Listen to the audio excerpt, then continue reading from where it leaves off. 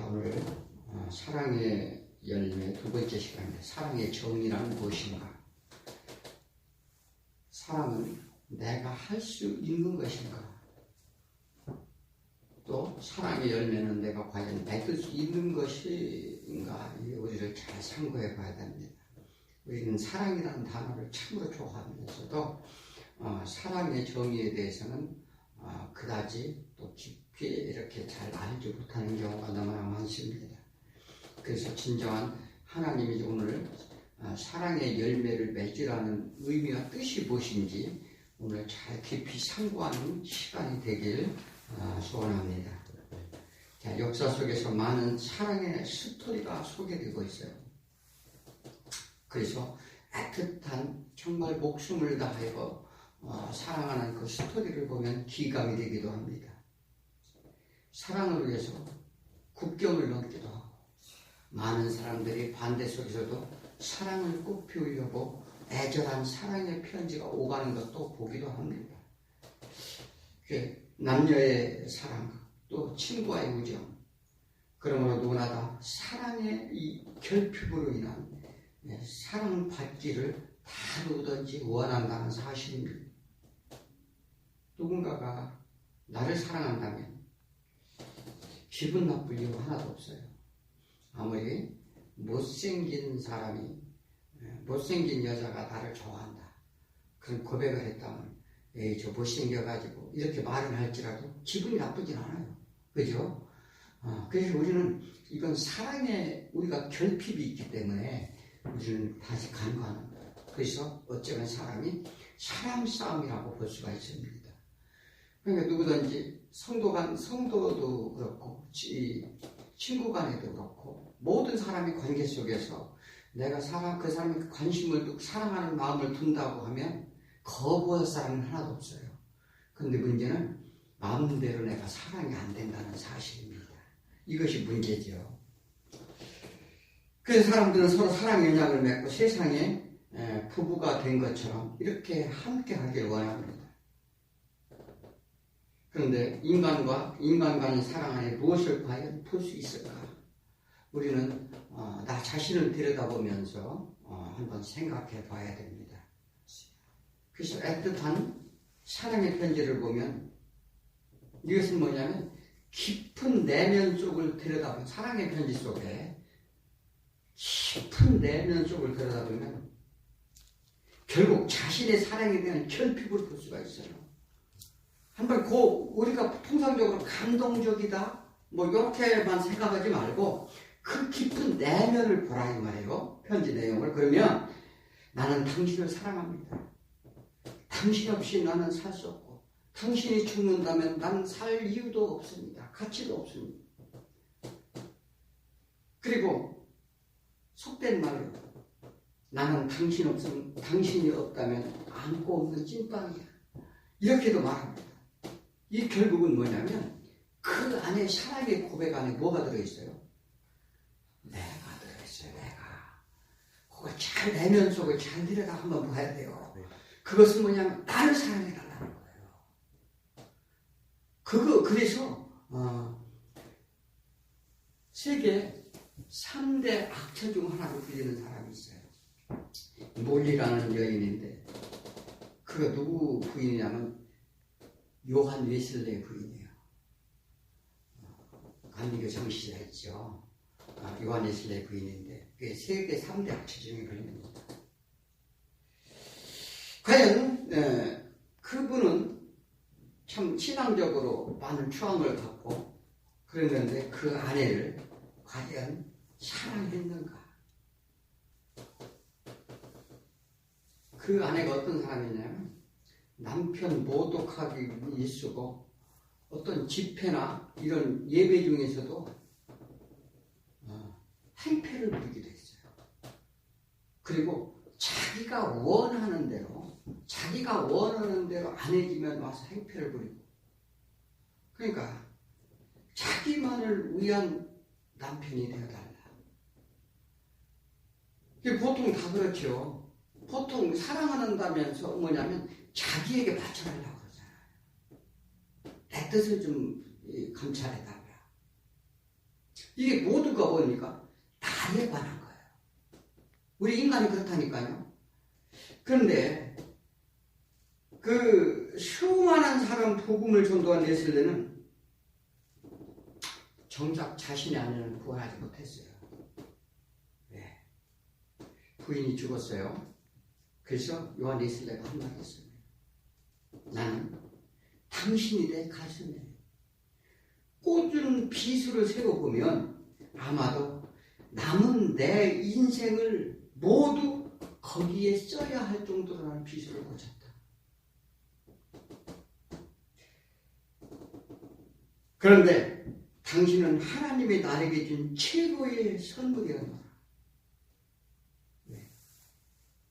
당신을 변하지 못하게 한 나를 많은 사람들이 흉을 보고 마누라도 구원하지 못하고 다스리도 못한 자가 무슨 복음이냐, 이런 소리를 수없이 들었다는 거예요.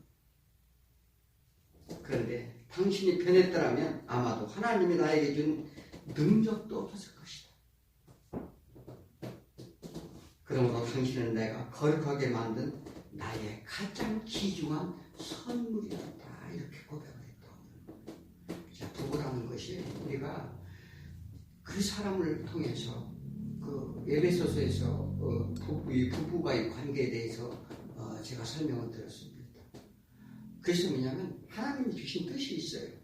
때로는 나의 신앙의 도구로도 주신 경우도 있고, 때로는 나의 동역자로 준 경우도 있고, 여러 가지가 있습니다.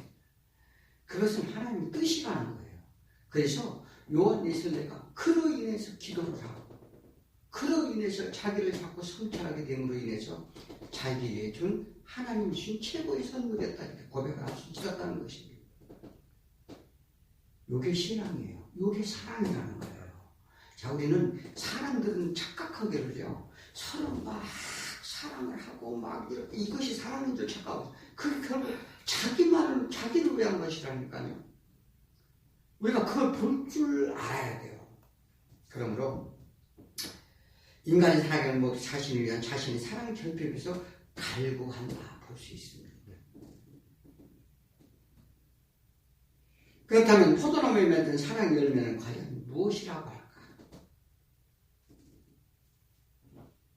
이 존 웨슬리처럼 자신의 아내가 자신을 위한 도구로 하나님의 짝지어진 것을 알고 하나님의 뜻으로 받아들임으로써 평생을 살아온 것, 그것이 그가 하나님의 사랑 안에 거했다는 사실입니다.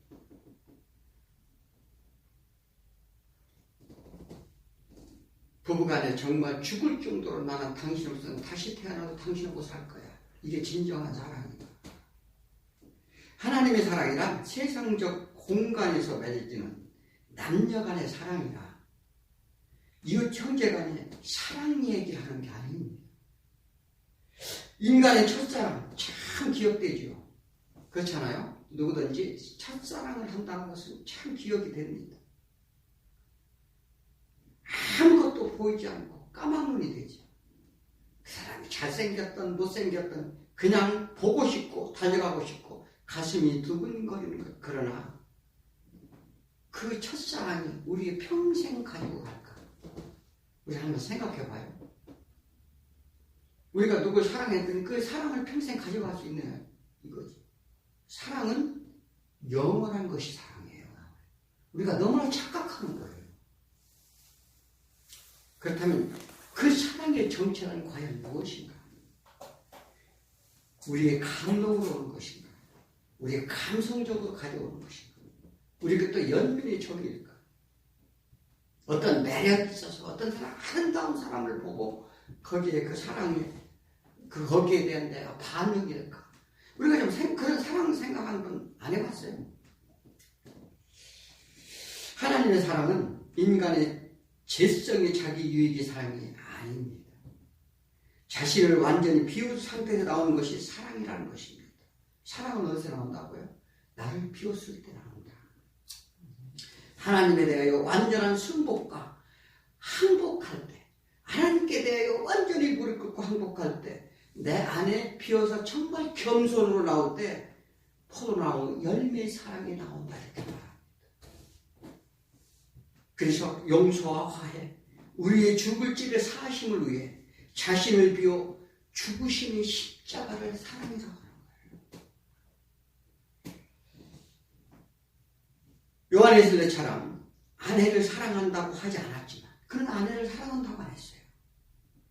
하나님의 주권을 인정하고 거기에 승복함으로써 도저히 보통 사람은 살 수 없는 아내를 맞이했지만 끝까지 그를 용서하고 긍휼히 여김으로써 하나님의 사랑을 실천했다는 사실입니다. 무엇이 진정한 사랑인지 지금 감이 잡히지요. 그래서 고린도전서 13장 3절에 내가 할 수 있는 것으로 구제하고 또 내 몸을 불살하게 내줄지라도 사랑이 없으면 내게 아무 이익도 없느니라. 고린도전서 13장이 무엇입니까? 하나님의 사랑에 대한 얘기지요. 그 사랑이란 뭐라고 얘기했어요? 오래 참고 온유하고 쉽게 하지 않아 자랑하지도 않고 무례히 행하지도 않고 성내지도 않고 악한 것은 전혀 생각하지 않고 진리와 함께 기뻐하는 것. 사랑의 정의를 좀 눈이 떠지지요? 하나님과 함께 기뻐하는 것. 진리, 말씀과 함께 하는 것. 그래서 모든 것을 참고 믿으며 모든 것을 하나님의 이 사랑을 어떻게 바라며 모든 것을 그 사랑 안에 견딜 수 있는 힘. 이게 사랑이라는 거예요. 이게. 우리가 사랑을 너무나 많이 오해하고 있어요. 그래서 우리가 보통적으로 이렇게 하면서 우린 막 하나님의 사랑, 오래 참으라 했으니 오래 참아라, 뭐 사랑해라 이렇게 하는데 그렇게 우리 인간적인 우리의 그런 사랑을 사랑이라고 하지 않고 정말 내가 비워냄으로써 하나님의 진리 안에서 참고 견디며 하나님의 크신 은혜의 사랑을 내가 받아서 그 안에서 진리 안에 서로 기뻐할 수 있는 것. 이게 진정한 하나님의 사랑이다 이렇게 말합니다.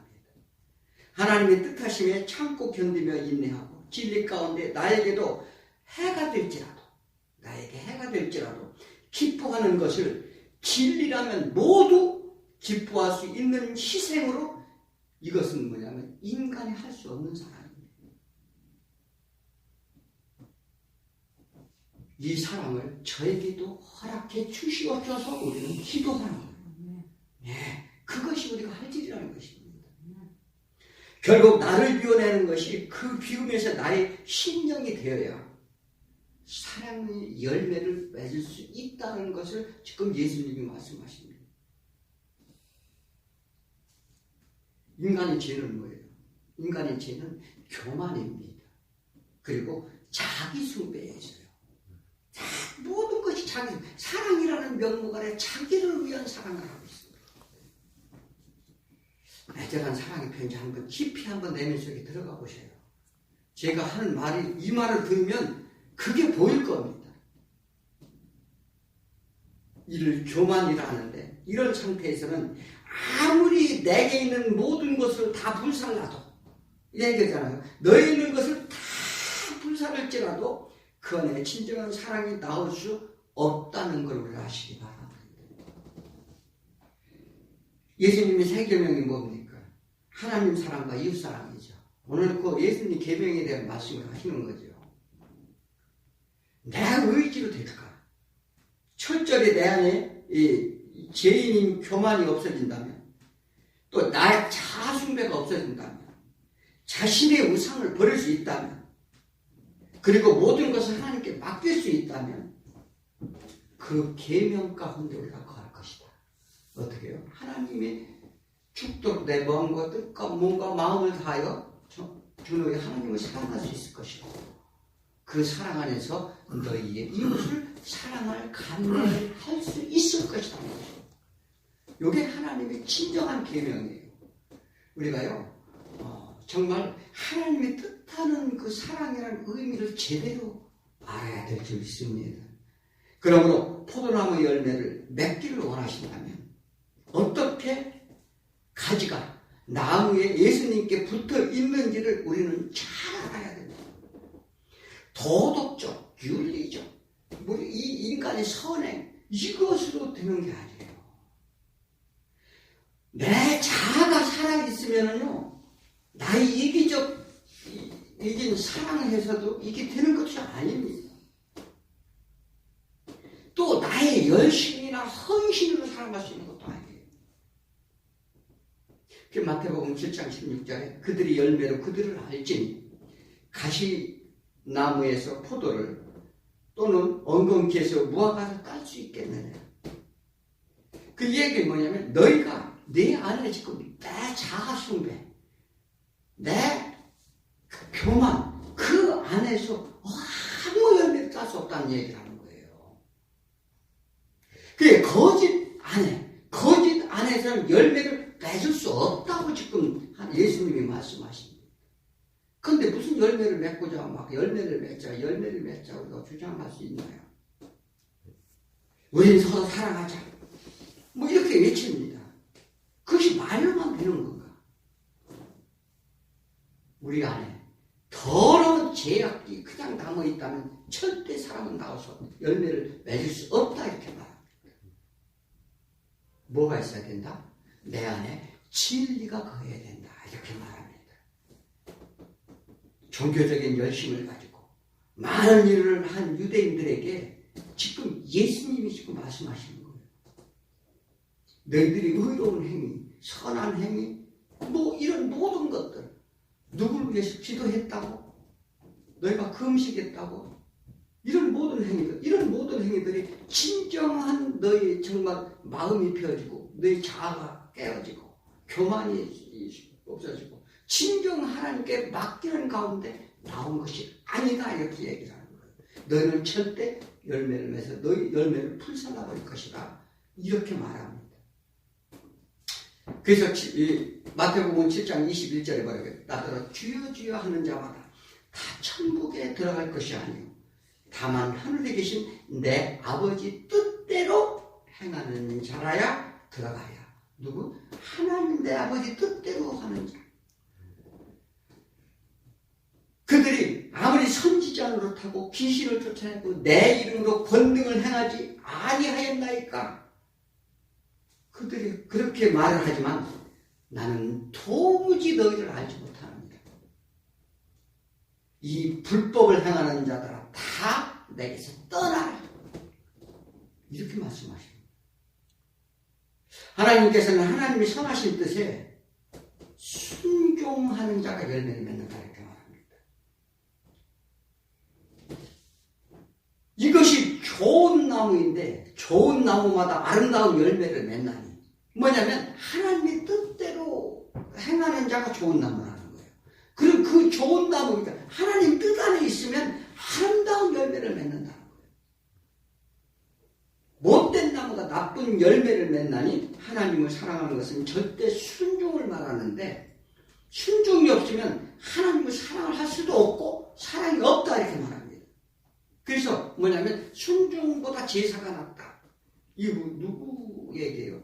사울왕이 아멘다가 전쟁을 벌였어요. 그런데 사무엘 선지자가 기다렸는데 빨리 안 와. 그러니까 급한 나머지 자기가 제사를 지었어요. 먼저 제사를 지고 전쟁에 나가가지고 자신이 판단합니다. 하나님께서는 뭐냐면 그들을 다 진멸하라고 했는데 아멜렉이 가만히 보니까 아니 이왕이면 저 살찐 짐승들을 가지고 하다가 병사들에게도 좀 나눠주고 또 이런 짐승을 갖다가 하나님한테 제사를 드리면 더 유익하지 않느냐. 나쁜 행동이 좋은 행동이에요? 좋잖아요. 얼마나 잘했어요. 그런데요, 하나님께서 뭐예요? 하나도 남기지 말고 죽여라 했으면 죽이는 게 선이에요.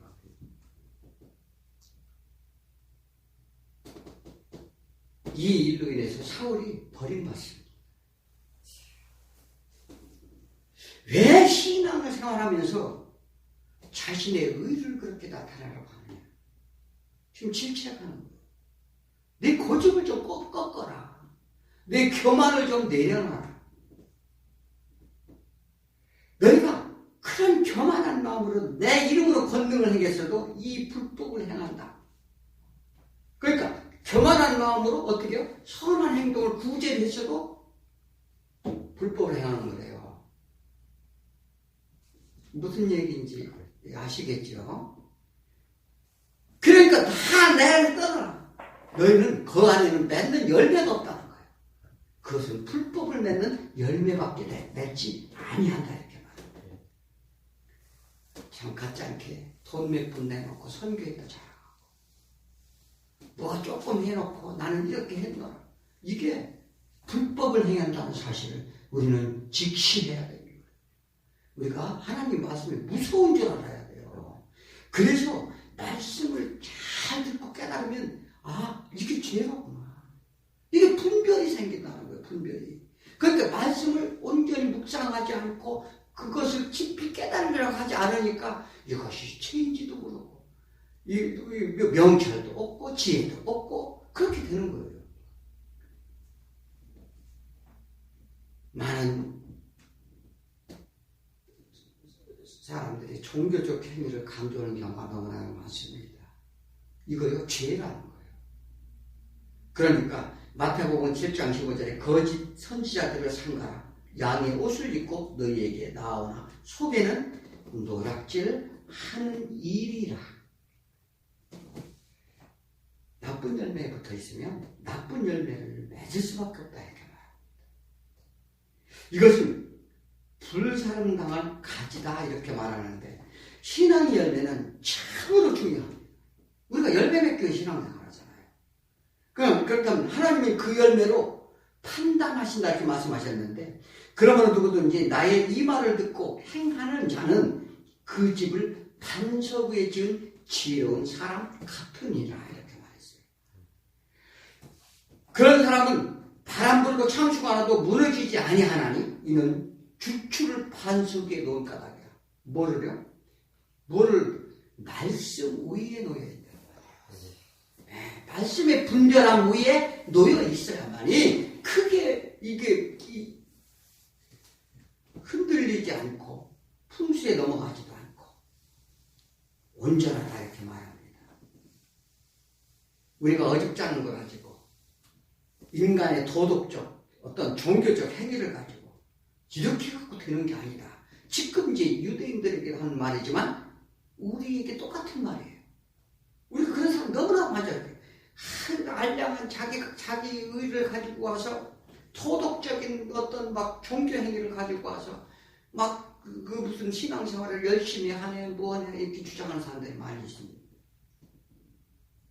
그런데 하나님께서는 너희가 내 말을 제대로 듣느냐 듣지 경청하느냐 경청하지 않느냐를 본다는 거예요. 또 그 결과에 따라 열매가 달라진다고 이렇게 말합니다. 그래서 그 얘기는 뭐냐면 하나님의 말씀을 듣고 행하는 자 그 자가 좋은 열매를 맺는데 누구의 말을 듣고 행하느냐에 결정을 한다. 인간의 말을 듣고 행하느냐 하나님의 말씀을 듣고 행하느냐. 유대인들이 열심 누구도 따르기 힘들 정도로 열심을 냈습니다. 하지만 그들은 거짓된 자들에 의해 속고 있다. 예수님이 이렇게 말하는 거예요. 그래서 예수님이 말하죠. 너희들이 나를 따르려거든 자기 십자가를 지고 자기를 부인하고 나를 따르라. 그것이 너희가 열매 맺는 신앙 생활이다 이렇게 말합니다. 기독교의 신앙 열매를 맺길 원한다면 내 안의 것을 버리면 됩니다. 사실 내 안의 것을 버려야 되는데 그런데 자꾸이 거짓된 자들은 세상 것으로 오히려 채우라 주장하는 이들이 너무나도 많다는 거예요.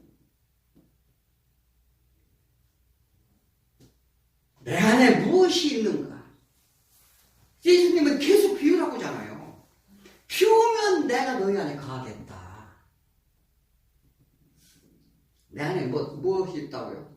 로마서에도 잘 나와 있고 여러 군데 에베소서에도 나와 있거든요. 내 안에 욕심, 욕망, 시기, 질투, 미움, 거짓, 소곤소곤, 이런 살인, 이런 것들이 정말 우리가 막 화나면 미워하고, 막 남을 그냥 막 죽이고 싶은 마음도 생기고, 이게 다 뭡니까? 이것이 내 안에 있는 것이죠. 이것이 비워질 때 하나님의 사랑이 그 사랑이 열매를 맺는다는 거예요. 이런 상태에서는 좋은 열매를 맺지 못한다고 지금 예수님이 말하는 거예요. 이스라엘 민족 역사를 보면 순종과 불순종이 반복해서 계속 나옵니다. 그리고 순종의 결과와 불순종의 결과를 보여주지요. 우리 생각과 하나님 생각 틀려요.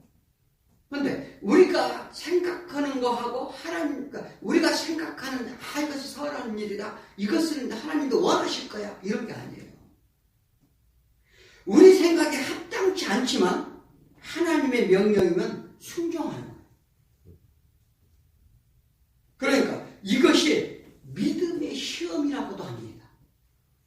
내가 분명히 난 이것 하면 될 것 같고, 이것 하면 괜찮을 것 같고, 이것을 위해서 돈도 많이 벌고, 이것도 해가 이렇게 하나님은 할 수 있을 것 같은데 하나님 하지 말라는 거예요. 그게 합당한 거예요.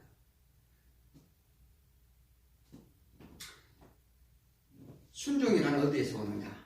우리가 순종합시다 말에서 드는 게 아니고요, 자기 부인에서 오는 거예요. 다른 부인에서 순종이 된다. 하나님께서는 순종하는 자로 만드시기 위함이에요. 우리가 계속적으로 불순종하기 때문에 그거 불순종은 뭐 때문에? 내 안에 내 의가 남아있기 때문에, 내 자아 안에 더러운 것들이 남아있기 때문에 이게 순종이 안 되는 거지. 그래서 하나님의 심판의 근거로 얘기하는데, 고린도후서 10장 6절에 너희 복종이 온전히 될 때에 모든 복종치 않은 것을 벌하려고 준비 중에 있는, 뭐라고요? 우리 안에 너희 복종이 온전하게 될 때까지, 이제 그때 심판할 때는 너희 안에 복종하는 근거가 있느냐 없느냐를 본다는 거예요. 아, 네. 그래서 복종치 않는 것을 벌하려고 준비 중에 있느니라. 복종치 않는 게 뭐예요? 내 안에 악한 사단마귀의 생각, 요거를 심판하려고. 그래서 신앙은요, 하나님의 뜻을 알고 예수 그리스도를 아는 데 있다, 이렇게 말합니다. 그런데 우리는 예수 그리스도가 안다고 하는데요, 예수 그리스도를 알면 얼마나 알아요? 우리가요, 조금밖에 몰라요. 그래서 알기를 힘쓰라는 거예요. 알기를. 말씀을 보면 볼수록 더 깊이가 있고, 더 넓고, 더 높고, 우리가 그것을 볼 때마다 달라진단 말이에요. 그래서 뭐라고요? 진리를 알지니, 진리를 알기를 소망해서 진리가 너희를 자유케 함을 얻어라. 그 뭐냐면 진리가 너희가 속박에서 벗어나게 한다는 거예요. 잘 알지도 못하면서 조금 아는 것 같고 자기 의로 신앙생활은 안 됩니다. 그런 사람 굉장히 많잖아요. 막 조금 안다고 이렇게 떠들고 그런데 하나님의 약속은 우리를 사랑 안에 두시기 위해 율법도 주셨고 또 자신의 우상을 버리라고 합니다. 에레미야 11장 4절에 이 언약은 내가 너희 조상들에게 풀무 애굽 땅에서 이끌어내던 날에 그들에게 명령하는 것이라. 내가 이르기를 너희는 내 목소리에 순종하고 나의 모든 명령에 따라 너희가 행하라. 그리하면 너희는 내 백성이 되겠고 나는 너희 하나님이 되리라. 하나님은 뭐지?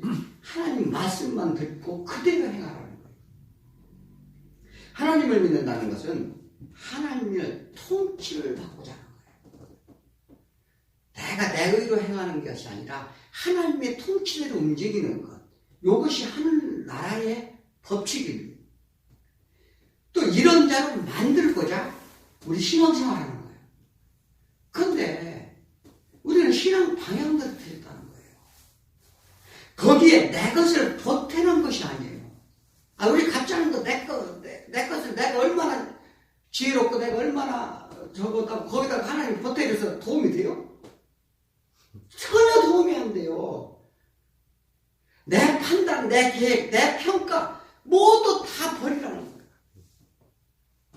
하나님의 완전한 통치 위에 자기 백성을 훈련시키고 단련시켜서 완전한 순종의 자녀로 삼으려 한다는 걸 믿으시기 바랍니다. 이것이 세상 술대길에서 우리를 깨닫도록 하시는 게 우리 신앙생활입니다. 예대에서 불순종함을 보여준 우리는 어디요? 너희 교만함을 버리고 내 뜻을 버리고 하나님께 순종하는 자로 만들어서 다시 이된 동산으로 부르겠다는 얘기예요. 야곱이 야복강에서 자기 계획과 뜻을 세우고자 할 때 하나님은 환도뼈를 쳤다고 그랬죠. 그러니까 그리고 이 하나님께서 뭐라고 했어요? 내가 쳤다. 이건 뭐냐면 내가 너를 구원 후에 차라리 내가 죽겠다. 자식 잘못을 부모가 지는 것처럼. 경찰서에 붙잡혀간 자식한테 차라리 저놈을 풀어주고 나를 감옥에 넣어주십시오. 이와 똑같은 심정이죠. 본문 13절에 뭐라고 해요? 너는 날 친구라고 그러잖아요. 친구를 위해 자기 목숨을 버린다는 것. 더 그 사랑보다 더 큰 사랑이 어디 있느냐. 친구라는 건 뭔 친구, 뭐가 친구예요? 서로 마음이 통하고 뜻이 같은 것. 그래서 대화가 되는 것. 이게 친구잖아요. 그래서 반향에 같은 것을 말하는데 너희는 내가 명하는 대로 행하면 내가 너희와 친구가 되리라. 그러니까 하나님의 말씀의 뜻을 깨닫고 말씀대로 순종하고자 하는 자는 친구가 된대요. 그런데 그 친구를 위해서 목숨을 버리는 그 사람은 그 사람보다 더 큰 사람이 어디 있느냐? 그 누구 얘기하는 거예요? 예수님 십자가 사람 얘기하잖아요. 그래서 15절에 뭐라고 얘기하죠?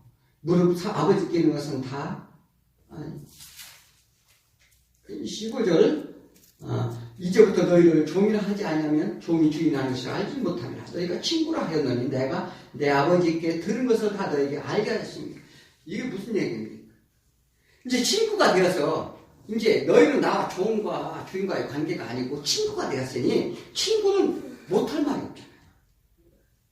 못할 말이. 그러니까 내 아버지 뜻을, 내 아버지가 받은 뜻을 너희에게 이제 알게 된다는 거예요.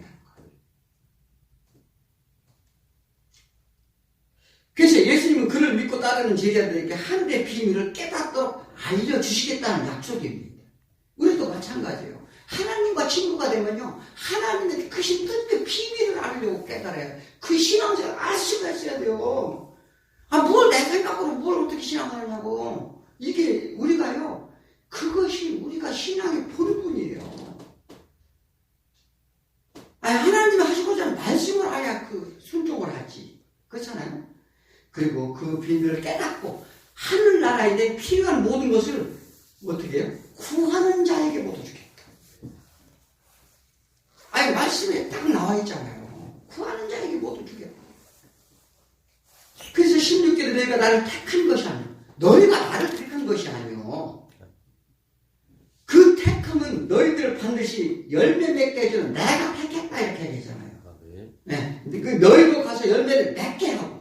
그러니까 우리가 가서 열매를 맞는 게 아니라 하나님이 맺게 하고 너희 열매가 항상 내가 있게 해서 그러니까 너희가 내가 너희 안에 거해서 너희 그 비운 마음 속에 내가 거함으로 그 하나님의 그 십자가 죽으심의 사랑의 생명의 열매를 너희에게 항상 있게 하겠다는 거예요. 아버지께 무엇을 구하든지 그 생명을 위하여 너희가 나아갈 수 있는 길이 있다면, 그러니까 생명을 위해서 우리 뭐 해야 돼요? 내가 생명으로 나가기 위해서는 하나님을 끊임없이 하나님 것을 찾아야 되잖아요. 그 성령님을 구하고. 그래서 그것을 구하는 것을 다 너에게 받게 해주겠다. 얼마나 이런 사람보다 우리가 무슨 우리 남녀 간의 사랑 이런 사랑과는 이건 근본적으로 차이가 있는 거예요. 소위 말하는 것이 이제 아가페 사랑이라고 그러죠. 그래서 열매를 맺은 자가 그 사랑의 열매를 나누어줄 수 있기 때문에 하나님의 그 사랑으로 너희의 이웃을 사랑하라. 이웃을 사랑하라. 이웃의 생명을 살려라. 요 얘기입니다.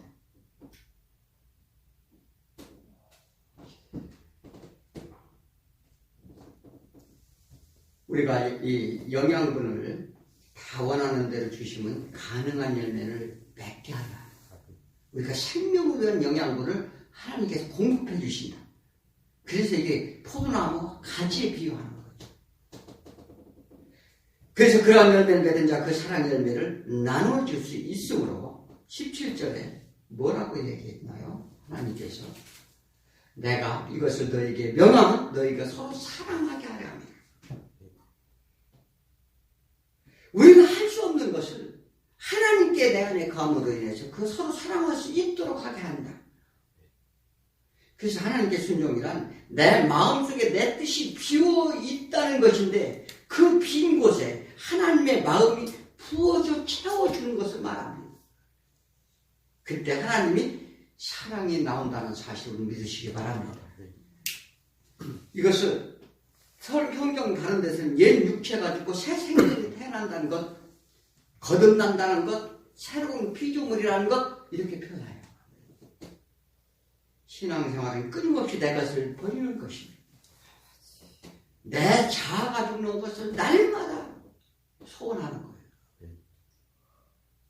빌립보서 2장 5절에 너희 안에 이 마음을 풀어라. 어떤 마음인가요? 예수 그리스도의 마음입니다. 그는 근본 하나님의 본체시나 하나님과 동등됨을 취하지 않으시고 하나님의 권위를 내려놓고 오셔서 자기를 낮추시고 죽기까지 복종하였으니 그 십자가의 죽음이라. 누구를 위해? 친구를 위해 죽었다는 거예요. 오늘 친구를 위해 죽는 그 큰 사랑보다 없다고 이렇게 말씀하셨잖아요. 예수님은 자기를 비워 친구를 위한 죽음에 어떻게 능동적으로 하셨다는 거예요. 그래서 우리가 신앙생활도 내가 하나님의 그 사랑 안에 거하려고 능동적으로 이 하나님께 나오라는 거예요. 그 능동적인 순종에 하나님 뜻이 우리에게 어떻게 해요? 덮여질 때 이는 우리에게 어떻게 해요? 이웃 사랑할 수 있는 그 사랑이 나온다는 거 말합니다. 우리는 환경이나 여건, 내 현재 위치에서, 내 곤고함에서, 질병에서 이렇게 우리가 소원하고 구하는 것은 당연합니다. 그런데 그 안에서 하나님의 뜻을 보는 자가 복이 있다 이렇게 말합니다. 그래서 각자의 자리에서 순종을 요구한다는 거예요. 하나님께서. 이것을 우리가 철저히 깨달으시기 바랍니다. 어떤 사건에 문제, 현상의 문제에만 집중되어 있으면요, 하나님은 보이지 않는다, 이렇게 말합니다. 풀 수도 없다, 이렇게 말합니다. 우리는 이걸 분명히 신앙생활을 이제 보시기 바랍니다.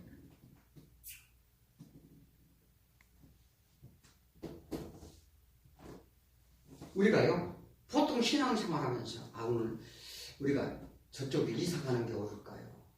우리 가게가 저쪽에, 동쪽에 하는 게 옳을까요? 서쪽에 하는 게 옳을까요? 이런 걸 묻지 마세요. 이거 우리가요 너무나 착각하는 거예요. 이것은 자기 유익에 관한 거잖아요. 이것이 어떤 길이 편할까 하나님한테 물어본다면 하나님 뭐라고 대답하실까? 나도 몰라. 예수님이 뭐라고 했어요? 내가 너희 재판관으로 세웠느냐? 이렇게 말씀하시잖아요. 이 세상은 무엇을 해도 어디를 가도 안전한 길이 없어요. 오직 순종의 길이 안전하다 이렇게 말합니다. 야곱이 자기가 계획한 것이 안전한 계획을 세우지만 그거 완전치 않아요. 하나님께서 그 에서의 마음을 돌렸을 때 그거 안전해진 줄 믿으시기 바랍니다. 예수님이 자신을 낮추고 비우 죽으라 하시면 죽으시니 그 길이 어떻게요? 예수님께서 하나님의 뜻이 너는 죽어야 돼? 네가 십자가 죽음으로 모두가 살 거야? 그러니까 어떻게 해요? 죽으심의 승리의 길이었다. 우리가 죽으면 승리한다는 거예요. 그렇게 너희가 죽고자 하면 살 것이요, 살고자 하면 죽을 것이라. 전부 내가 살아가지고 이것도 저것도 좀 해주세요. 하나님 아버지, 이것도 저것도 제가 필요하거든요. 우리는 이런 신앙을 벗어나야 될 줄 믿습니다. 한 번 순종하고 한 번 자신을 한 번 비우십시오. 하나님 응답이 있나? 반드시 응답이 있습니다. 그런데 이게 잘 안 됩니다. 그러니 시련과 시험을 통해 깨닫도록 하나님이 우리를 훈련시키는 거예요. 교회에서 어떤 일을 하고자 할 때 순종하는 거예요. 과연 그래 하나님이 내가 전심을 다해야지. 한번 해보라니까요. 제가 이런 체험을 얻었어요. 사실. 진짜 성도는 내 안에서 역사하시는 하나님을 증거하는 거예요. 그게 성도지 뭐 신앙이나 기도를 많이 했습니다 이렇게 성도가 아니고 내 안에 역사하시는 하나님을 증거해 보여라. 나는 약하고 하나님이 강해야 됩니다. 나 좀 강하게 해주세요가 아니란 말이에요. 나 좀 뭐 어떻게 부하게 해주세요. 나 좀 이게 아니라 나는 죽고 하나님이 흥해야 됩니다. 이렇게 고백하는 거죠. 여기에 생명이 있다 이렇게 말합니다. 우리는 하나님의 공급해 주시는 양식을 먹어야 될 줄 믿습니다. 이것이 에너지라는 거예요. 영생하도록 주시는 은혜의 양식을 먹을 때 우리는 건강하다. 건강에 열매를 맺고 친구인 예수를 사랑할 수 있고 이웃을 사랑할 수 있습니다. 그래서 19절에 보면 뭐라고 말씀하셨느냐면 너희가 세상에 속하였으면 세상에 자기 것을 사랑할 것이라. 뭐 어떻게 해요? 세상에 속한 자는 세상을 사랑하고 너희가 세상에 속한 자가 아니고 도리어 내가 너희를 세상에서 택하였기 때문에 세상이 너희를 미워합니다. 신앙인은요 세상에서 우리를 미워한다는데 우리는 세상 걸 사랑을 받고자 해요. 이거 잘못된 거 잘된 거예요. 세상에서 높아지고 세상에서 서는 것이 아니라 하나님 앞에 서는 거예요. 이게 신앙생활의 기본이죠. 하나님의 세상 속에 특별히 구별해 불렀는데 나는 여전히 세상이 좋다고 간다면 그 세상 속에서 고난받을 수밖에 없다. 그래서 신앙이 올바른 길이란 성경을 올바로 보고 듣고 깨달아야 될 줄 믿습니다. 그러기 위해서는 하나님께 애통해하고 애곡해하고 길이 안 보이면 하나님께 통곡하라는 거예요. 왜 저는 하나님 뜻이 안 보입니까? 하나님 저를 알려주옵소서. 내 문제보다 하나님 뜻을 사모하는 거예요. 마음에 하나님을 모실 때 그 크신 하나님 사랑할 때 거할 때 내 친구의 고통을 내가 그냥 둘까 보냐. 우리가 원리적으로 순서를 바꾸면 안 된다는 사실입니다. 내가 하나님을 사랑할 수 있는 것이 아니라 그가 나를 택하였으므로 사랑의 열매를 맺게 하심을 믿고 순종할 때 우리는 사랑의 열매를 맺는 모두가 될 줄 믿습니다. 기도합니다. 하나님 아버지가